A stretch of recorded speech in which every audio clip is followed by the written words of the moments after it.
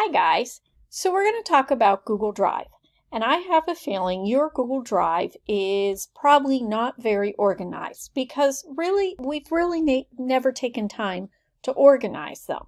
So what we want to do this year to be successful, especially because we're going to be in a virtual world, we want to make sure that we have a little bit of organization so we can find things without constantly going through the search feature and getting 20 million things. So the first thing, we're going to have 4 things we're going to do. We're going to do out with the old, in with the new, make it pretty, use it wisely. So I'm going to show you how I did this method. So what I did is I created a folder that says past years. This is awesome, past years. And I shelved everything in that folder from the past years. Now yours is going to be a little different than mine. So I would create a past years. Do not touch the Google Classroom folder. And then, so out with the old, in with the new. You create a folder, and let's say you're in grade 11. I would have grade 10 and before. And then I would shove everything in to grade 10 and before. That's out with the old. In with the new is I would create a new folder that says which grade you are in. So if you're in 12th grade, I'd create grade 12. If I'm in 9th grade, I'd create grade 9. And in that folder, I would open it up. Now you're going to see folders in mine, and this is stuff I'm using this year. But what I would do for you is I would create a new folder, and I would type in English, World 2 if you're in World 2, USVA. I would create a separate folder for each one of those classes so that when you're working, for example, when we had strategies on Friday and we did the classmate quiz, I would move the classmate quiz into your strategies for success folder. So that's in with the new. Now, one of the things that I would also recommend that you do, because if we look, we have in with the new. So you've created a folder, you've thrown all your past stuff that you don't need anymore. In with the new, you have created a new folder, and you've in that folder for this current school year, you've put all your subjects in.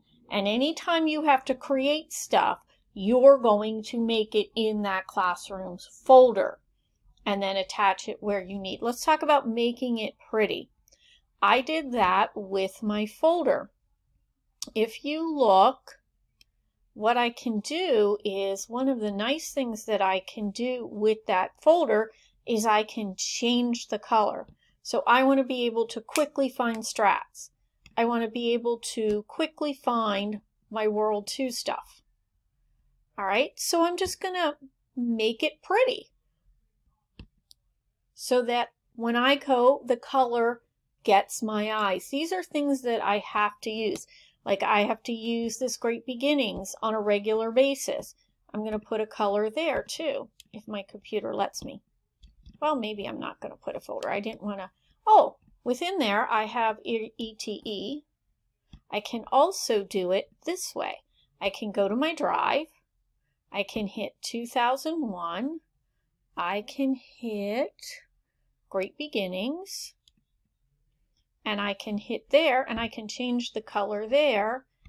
And there I go. And what's nice is when I have it that way, I can see it better. What's also nice is when we talked about using it wisely, I'm going to skip, we've just did making it pretty, using it wisely. Let's go up to my drive and see how I have these extra things. Well, I'm going to go into 221 and I'm noticing, I didn't create a folder for advisory. So I'm going to go into 221. I'm going to create a new folder. I'm going to make mine advisory. So I've created that. And this is a quick way to move things in for your folder.